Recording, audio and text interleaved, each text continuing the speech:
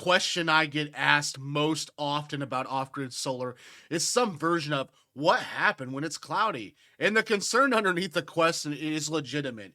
If your power comes from the sun, what happens when the sun isn't there? And the answer is it's more easier than most solar content acknowledges. And understanding it accurately is the difference between designing a system that handles real weather conditions reliably and designing one that works in theory. Fails in February and leaves you scrambling for a generator 3 weeks into living off grid. And here's what actually happens to solar output on cloudy days, and how to calculate what your system will actually produce in your specific climate, and how to design around the reality rather than the idea or ideal. What cloudy actually means for solar output. The first thing to understand is that cloudy is not a binary state. There is a wide spectrum between full sun and complete overcast, and each condition produces a different level of solar output on a clear sunny day with direct solar contact. A well oriented solar panel produces close to its rated wattage. A 300-watt panel might produce 270 to 285 watts under optimal conditions, slightly below the nameplate due to temperature derating. Panels will lose the efficiency as temperatures rise above 25 degrees Celsius. And wiring loses losses too. An inverter, charge controller conversion losses. This is peak performance, typically occurring for a few hours around solar noon. And on a lightly overcast day, thin clouds, visible sun, and high haze, and the same panel produces maybe 50 to 80% of its clear sky output. Diffuse light still carries substantial energy. A 300-watt panel under light overcast might produce 150 to 240 watts over a full day. A lightly overcast day with several hours of partial sun can still produce 50 to 70% of a clear day's total energy harvest. And on a heavily overcast day, dense cloud cover, and no visible sun, flat gray sky, the panel produces 10 to 25% of its rated output.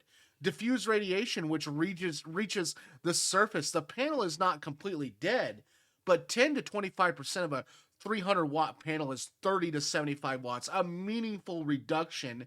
And 3 cloudy days in a row with a system size for typical conditions will deplete a battery bank that was designed for average performance, not consecutive worst case days. And the number that matters for design is not peak output. It's the daily energy harvest average across all weather conditions in your specific location. That number varies dramatically by geography and its season, and is available for measurement data that should inform every solar system design.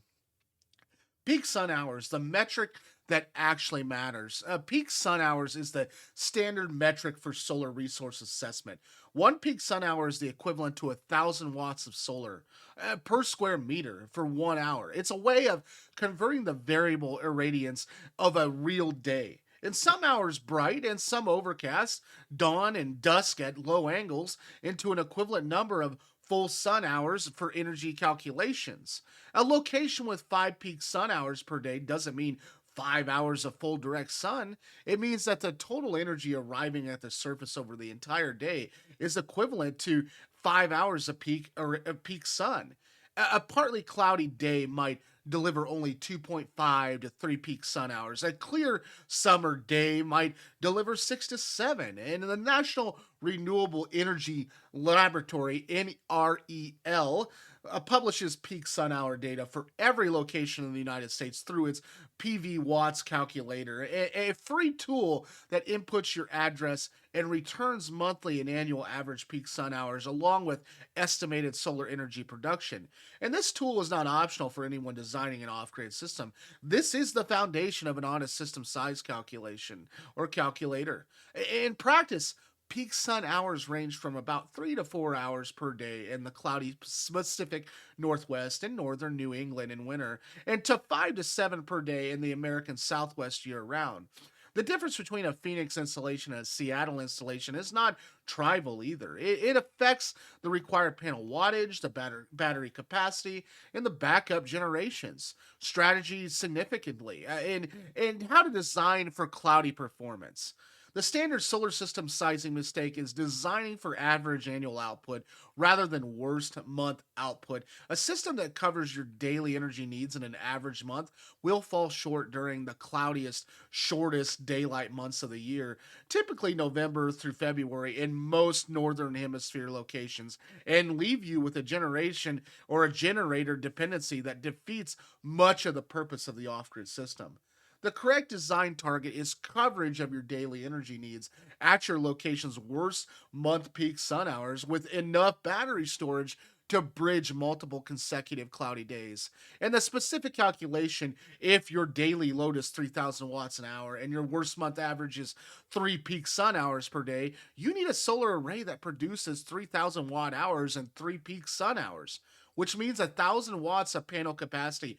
3,000 divided by 3 equals 1,000, plus an additional 25 or 20 to 25% to account for system loss, giving you a design target of approximately 1,200 to 1,300 watts of installed panel capacity.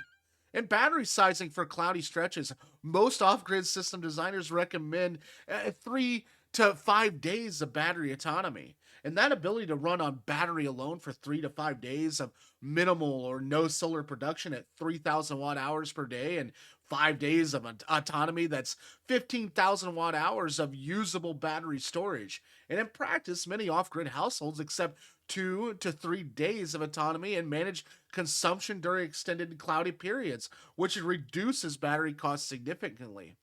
Your panel orientation and your tilt for clouds and climates too also matter.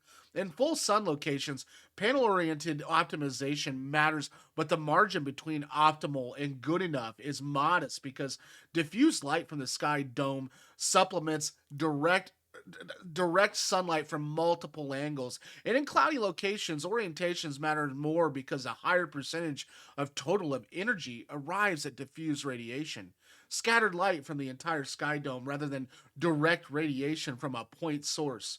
Diffuse radiation is received roughly equally too from all directions of the sky, which means panel and cloudy climates benefit less from precise south facing orientation and more from a tilt angle, and it maximizes the exposure to the diffuse sky rather than direct sunlight. And for most northern hemisphere installations, a south facing panel tilted at latitude angle or slightly less performs best over the full year in high latitude cloudy locations like the Pacific Northwest and Scandinavia. And some designers argue for a flatter tilt to capture more of the large diffuse sky dome.